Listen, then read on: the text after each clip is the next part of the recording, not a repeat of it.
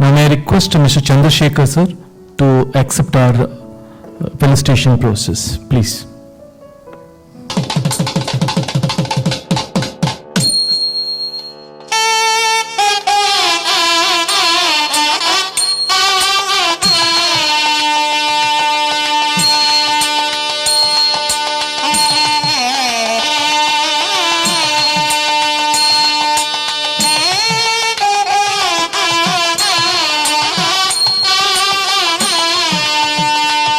Already there is a warning, 8 minutes. Okay. First of all, warm welcome to all of you. Good morning. Excellent. So my sincere thanks to the Pro Vice Chancellor, Professor Rao, and Dr. Kishore for inviting me out here and meeting all of you. I mean, I think as somebody said, it's good to see everybody together. The first program face-to-face which we are meeting after the pandemic, after 18 months, 19 months, right? So just want to start off with a small analogy. So how many of you know Mirdangam? Not to play, the instrument as such. Anybody who doesn't know Mirdangam? You know, right? Okay. So just want to draw a small analogy. How does the music come on a Mirdangam? You play on both sides, right? Somebody taps on both sides and give us beautiful music which is soothing to your ears, right? Do you all able to relate that your roles are like Mirdangam? Right? One end, management and your students keep tapping, right? This side, we industry fellows come here and keep tapping. In this, you will have to produce a melody, right? Let's give a good melody now to all of you.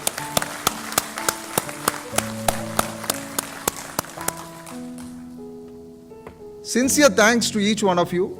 You are all very important piece in this whole jigsaw puzzle, which we are cracking, we will be cracking, we will be also cracking going forward. Next 25 years, there's not going to be any change, right? Only thing is how we evolve and produce that relevant music for that particular, if it is an evening time, you produce kind of a music, if it is early morning, you produce a different kind of music. If it is afternoon, you produce different kind of music. That is the beauty of all of us, right? That is the responsibility for each one of us. We HR guys sitting here are no different. We are also the same Mirdangams. One end, management, employees, right? The other side, one end management, and the other side is employees. We'll have to balance it and play the nice music to all of you. So just wanted to relate with this analogy and give you the due importance and credit for the role which you are playing and which is very important. So I think they gave me 8 minutes now. So I just want to touch upon few insights where I wanted you all to be aware of, to focus on, so that it helps all of us, right? You being a very important piece in bringing out what is happening in the external world to your institution, right? You are the antennas out, right? Be in constant touch with industry folks, right?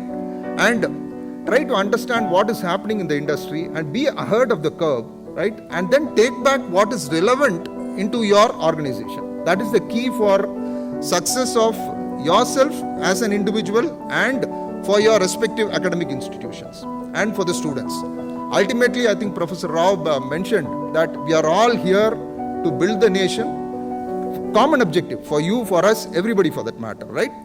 To build the nation, equip people, let the industry survive because of great talent coming into the industry, and we moving forward as a unique, it works in precision. That's where it is. Okay. Coming to today's scenario, I think most of my colleagues, esteemed colleagues in the stage had spoken. The market is booming. Today, every campus grad has 2 or 3 offers. And gone are the days where we were worried about laterals declining offers. Today the campus hires are declining the offers. That is the market, right? So let's not be complacent about it now, right? This will again change. Everything is a cycle. But we'll have to build on this. And few important things, I think you mentioned about the ethics part of it. That is something, at every opportunity, please inculcate those ethics in the students. Okay? Money is not the only criteria. which makes people successful, right? There are a lot more things. Money is a byproduct of what you do. Unfortunately, we have flipped in the recent past, putting money as a priority and all other things as byproducts. So just have that bearing in mind, because you are very important in this. And I keep repeating in all my programs that this is the key.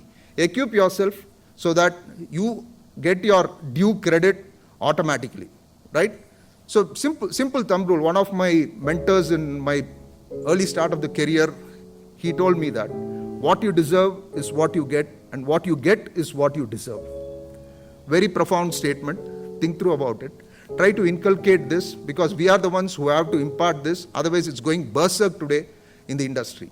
Morning, I was sharing the issues which we are facing about this remote working and what is happening in the industry, and so much of opportunities for the IT professionals to build foolproof systems. Somebody is doing a mistake, so it gives an opportunity for the IT industry to build a foolproof system. Right from interviewing, people doing all sort of malpractices in the interview, right? So have that ethics point of view in your mind. That is the second thing which I wanted to reiterate here. And the third, most important, market is in uptick, right? No doubt about it. So having said that, while we are keen on asking students to do certifications and other things which are related to the field, please don't let them compromise on their fundamentals and basics. That is the foundation for everything.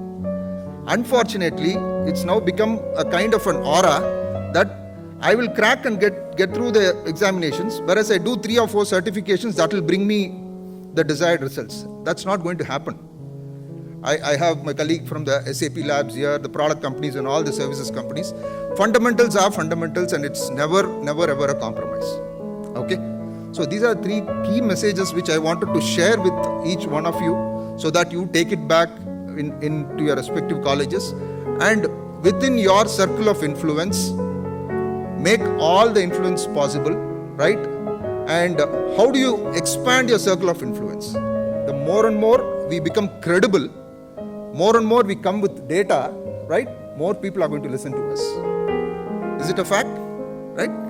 So try to broaden your circle of influence with all these industry inputs and the interfaces which you have, and leverage all of us. Do not hesitate to disturb each one of us for your benefit and for your institution's benefit, right? With that, let me just share on what we are doing as a campus engagement model in Virtusa, so that you all are aware of it, so that it becomes easier for you to take back and reach our campus hiring team as well, so to make it more mutually beneficial for all of us, right?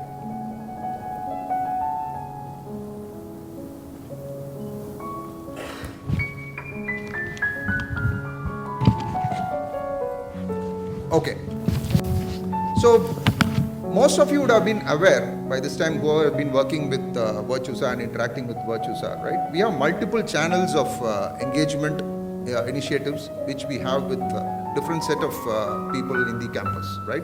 Right from engineering campuses to B schools, right? So one is the Neural Hack program, which we conduct on a yearly basis, where we have participation from all the colleges. All the engineering grads are eligible for that, so that they participate, they engage, they learn, and they go through that. So that's a good way of interacting before they get onboarded or before they even get into the interview stage. Next is the B School competition, which we have termed it as Cypher, where they present with a business case and come out with a solution and take that forward. That is for B schools. Then recently we have launched the Catapult program, where we are targeting to hire US citizens out here and proceed them to the US. We have a structured program for that as well. And the next most important thing is the internship program, which we are launching it this year, the coming year, where we want to get talent from top colleges and the COE institutions which we are in tie-up with, right? And next is the Center of Excellence, which we have built or which we have tied up with multiple colleges on specific technologies. I'll just spend more time on that in the subsequent slide. So we have a list of colleges who are empaneled with us as COE colleges. where we targetedly go to them and hire people from, right? Next is Jatayu, which is an opportunity for the pre-final year students who participate in ideas and work with our technical team. They present their ideas and then we take it to the next level on how to make it a product or a solution at a later stage. Then we have also initiated the train the faculties for the COE colleges, which we have, and we have an active engagement in that model. Last but not the least, annually we conduct a Head Start program. Recently we concluded one, right, where we call all our COE colleges and all our colleges team representatives from the colleges whom we go for hiring and have them in one umbrella and have a one-day session on giving our business updates and what we are doing and what is the future roadmap for Virtusa as such. So this is a comprehensive package of engagement initiatives which we do for all the colleges with whom we are engaged with. With this, let me move on to the next one. I think probably it's a little bit blurred. What I was talking about, the COE model which we have, right? So first is we understand the colleges. We look for our areas of interest where we want to tie up, and then you float an RFP. You come out with your proposal. Then we have an internal technical discussion. We call you for a meeting and discussion, right? There is an interview process, and then we finalize, and then we start engaging with your campuses from a COE point of view, right? I know few colleges are empaneled here.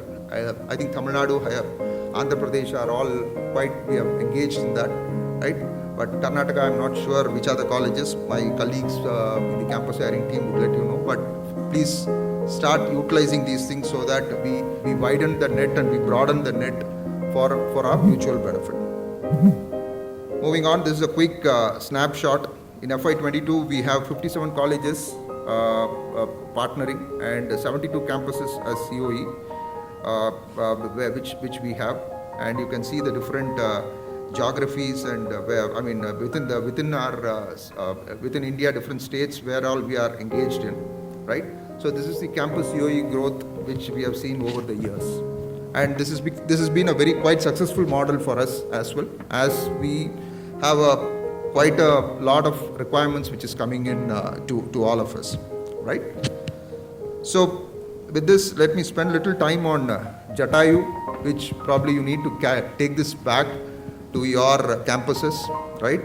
So this is typically for the third year engineering students, where they provide a problem, they come out with a problem, then phase 2 they do a solution for that, and we have a team internally which works closely with them to understand it and see how on a phase 3 they also come out with a model how to make it industrialized and so that it becomes a service offering subsequently, right? It's a very rigorous and extensive process. I think today, this year we have multiple, I don't have the numbers, but there is a huge uptick in terms of people who have, students who have volunteered as teams for this, right? So it's a very good opportunity. Please encourage your students to participate. I mean, language is not a barrier, okay? English is not a God's language, okay? So people who are academically sound, and if you feel those are good students, I think somebody help and get them into the system so that they can register and be part of it, which becomes a good learning for them. Okay, this is a quick highlight on the catapult journey, which we have started now, right? So with the pre-training to start with, in terms of assigning a mentor for the students who have been selected and shortlisted, and there is a self-learning tool and a platform which has been assigned to them, which they can engage and continuously keep learning. Then we onboard them into the Virtusa portal, and then we also we have an interesting concept called Engineering IQ, which is quite internal to us, and we put through all the campus grads to them through that and get them certified. And again, their career progression within Virtusa depends on the level of the expertise which they reach at each stage from an engineering IQ perspective, right? So then we move on to the deploying them as part of the project as a shadow employee into the project so that they get a hands-on learning. And then finally, once the onboarding is done, then we look at opportunities which is overseas, which again becomes a kind of a, I wouldn't say carrot, but it's a good motivation for them to pick it up. And the best of the best gets into this program and moves forward. This is a quick snapshot on that. Okay, this is the last slide. Overall, our hiring and post-offer engagement process, which we have. The moment the person gets selected, right, then you have you get into the learning phase where there are multiple channels in which we engage with them, right? We have them, give them the access to our portals. Then we engage them through tech talks. Our internal experts are in touch with them. Then we put them to a project as well, right? And also we have the internship offering, which we are coming out in a big way this year, so that we know the person who is engaged with us and how do we take the best of the best, and also they also make a learning out of it, right? So it's a very comprehensive process. And we also in this process ask them to do certain industry certifications specific to the capability center or the COEs which they belong to. So this is a very holistic integrated model which we have come up with. I mean, again, we have evolved and we have moved here today. While our focus for the coming year is to hire close to 2,500 campus grads across the country. That is the target which we have. And we are also in a good growth path with the business climate being quite positive, right? So with this note, I wanted to say thank you to each one of you for your excellent contribution, and it never stops. Please continue to do the good work, right? We are all backstage warriors, though, right? We might not get the due recognition and response, but we'll have to be self-motivated. That personal satisfaction each one of us in this room have, that we have done something different. We have touched upon one student from a rural background or one student from an extremely financially poor background who has been successful later. That speaks, that will give you goosebumps, and those are the real motivators for you, right? And a guy who is aspiring, who is very short, who is short in his communication skills, right? How you equip them, how you support him and facilitate him to be successful. Those are the moments of real success for each one of us, not the numbers. Not the numbers that I did 150 placements or 300 placements, right? Yes, that is there, but these are the real essence of it, right?